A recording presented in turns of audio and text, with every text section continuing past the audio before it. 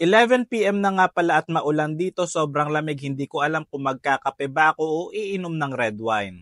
Pinag-iisipan kong mabuti, mini mo, kape ba o red wine, hindi ko na alam pero mas nangibabaw sa akin yung kagustuhan ko na magkape na lang. Tuturuan ko na rin kayo kung paano tamang pagtimpla ng kape. Ayan, 'di ba? Nilagyan na natin ng tubig yung kape at gagawin nating panghalo itong sachet ng kape. Ayan, very good. Hindi na pala tayo pwedeng mag-ingay at magsigaw-sigaw dito dahil 11:11 na ng gabi. Inaamoy ko yung aroma ng kape para mas madama mo talaga yung pag-iwan niya sa'yo ng mga panahong kinakailangan mo siya. Ito nga pala ang partner natin sa kape. Bumili ako ng Angel's Burger sa Amerika, pinadala na lang via FedEx, kaya masyado tong masarap at masyado tong mahal, di ba? Very good. Ayan. At may kasama pa itong ham and cheese kariman galing kay Uncle John. Ayan, very good. Galing naman tong South Africa, pinadala rin via FedEx. Ayan, syempre didilaan muna natin yan.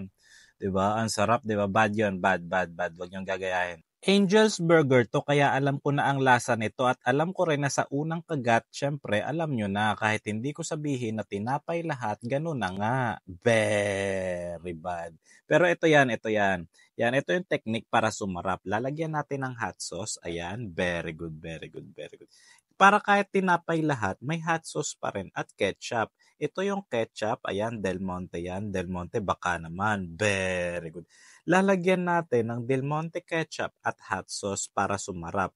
Pero kung sakaling hindi naman kayo mahilig sa maanghang, okay lang kahit wag nyo nalagyan ng hot sauce. Basta lagyan nyo ng Del Monte ketchup para mas lalong sumarap. Ayan, kakagatin na natin. Ayan, unang kagat, tinapay lahat. Very good. Ayan, di ba? Ang purpose talaga ng video na to para gutumin at inggitin kayo. Wala nang iba, 'di ba? Wala na tayo makontent, 'di ba? Very good.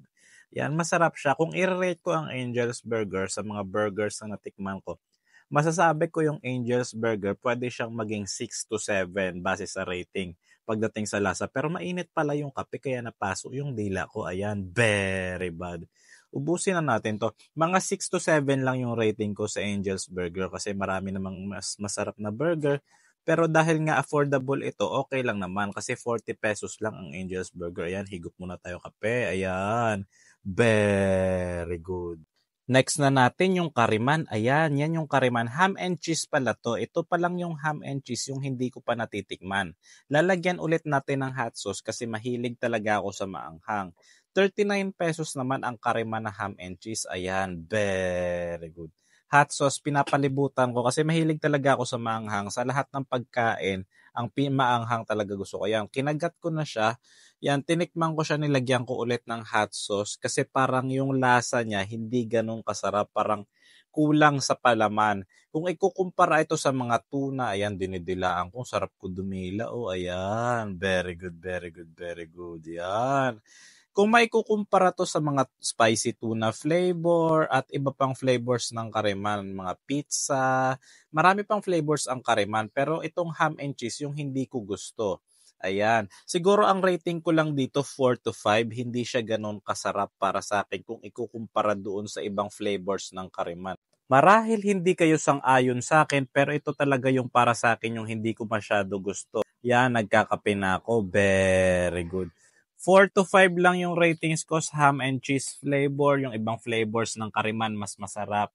At ayoko talaga ng ham and cheese na to. Dito lang sa kariman kasi parang mataba.